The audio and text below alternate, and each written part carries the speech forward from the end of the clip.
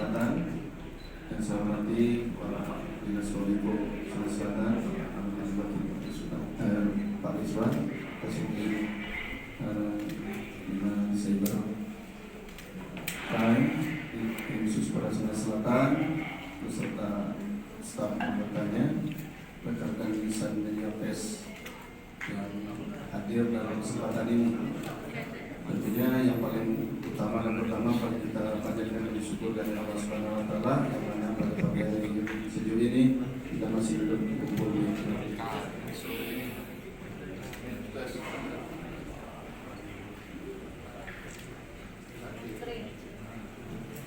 rangka kita merilis kasus dari ungkapan dari tindak pidana cybercrime tentang illegal access, ya, di mana ada dua kasus yang akan dirilis tentang nanti bagaimana modus operandi di mana saja yang melaksanakan, berapa kerugian yang ditimbulkan, ya, nanti akan dijelaskan langsung secara detail oleh Pak Direktur Polda Sulawesi Selatan. Waktu dan tempat kami persilakan. Saya akhiri. Assalamualaikum warahmatullahi wabarakatuh. Kalau langsung aja ya rekan-rekan. Jadi kami juga dari Direktorat Kriminal Khusus mengucapkan juga banyak terima kasih khususnya dengan rekan-rekan dari Subdit Cyber yang begitu-gitunya mulai dari bawah sampai pengungkapan ini, termasuk juga dari Kominfo ya, untuk pengungkapan terkait masalah dua perkara ini. Yang pertama adalah kasus pengungkapan illegal access yang dilakukan oleh kelompok BGR. Saya katakan BGR karena saya kalau secara gabungan juga kurang ini. BGR yang berada di wilayah Provinsi Jawa Barat. Nah, berawal dari korban itu ditelepon oleh para pelaku. Seorang pelaku menyampaikan bahwa yang bersangkutan itu menerima hadiah, ya, melalui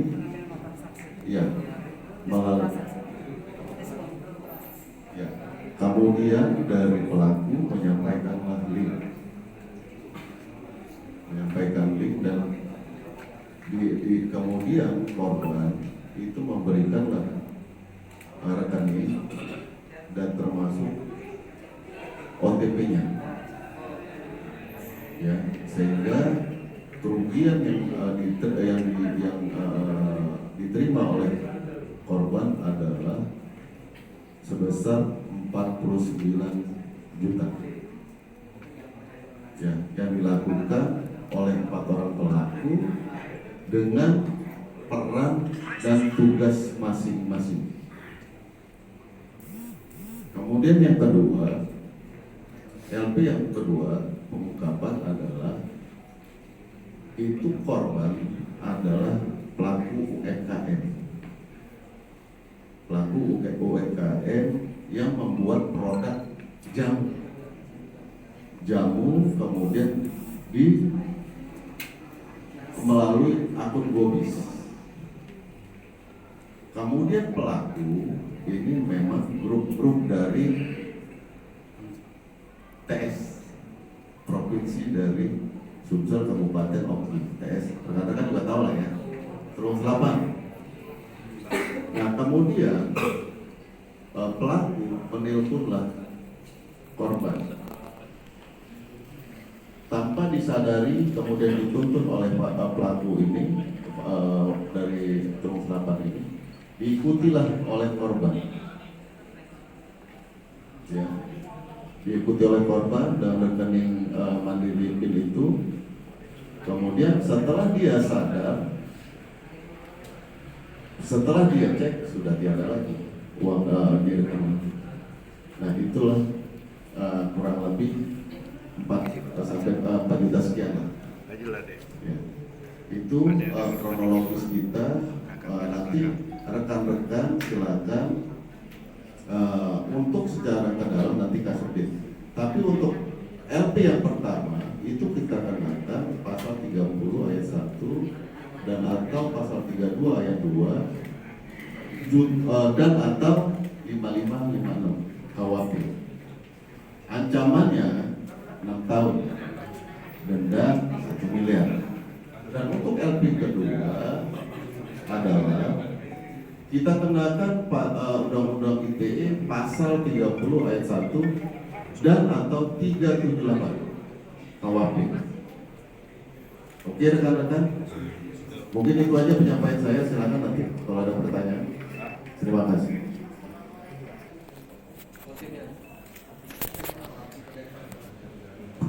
Ya pasti mereka menggunakan dunia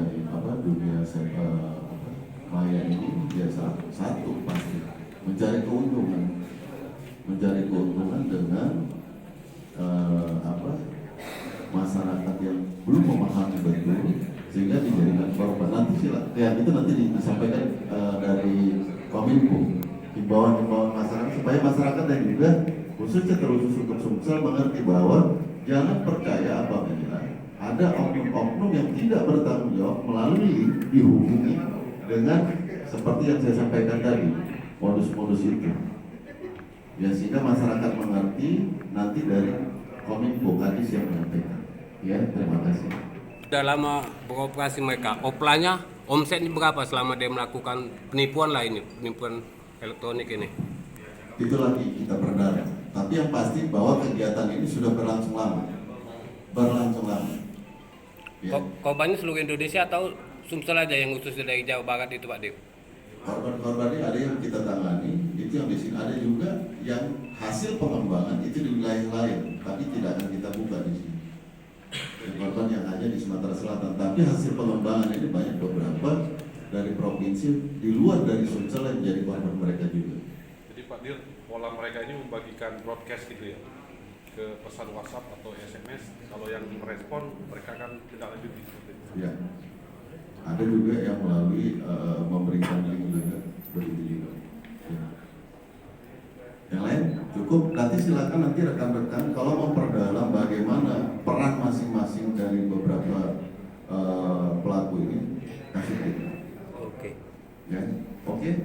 Oke. Ya nanti silakan. Karena kadang-kadang butuh waktu berbulan-bulan.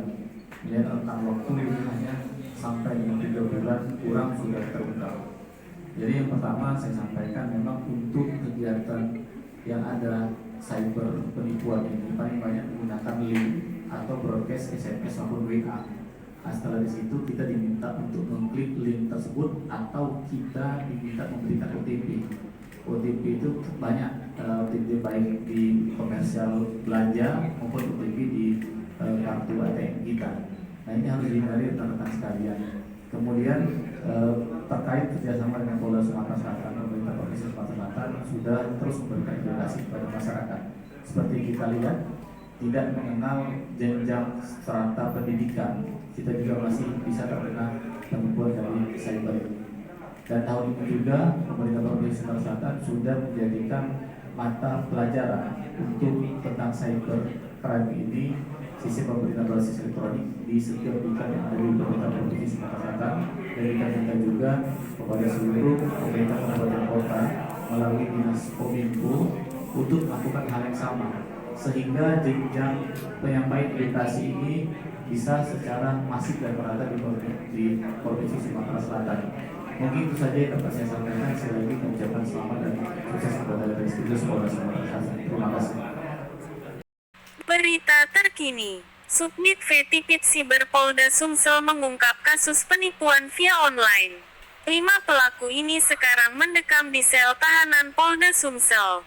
Ditreskrim Sus Polda Sumsel Kombes Pol M. Barli Ramadhani, SH, SI, mengimbau masyarakat agar berhati-hati dan tak mudah percaya apabila menerima penawaran dan sejenisnya, baik melalui ponsel maupun media sosial medsos.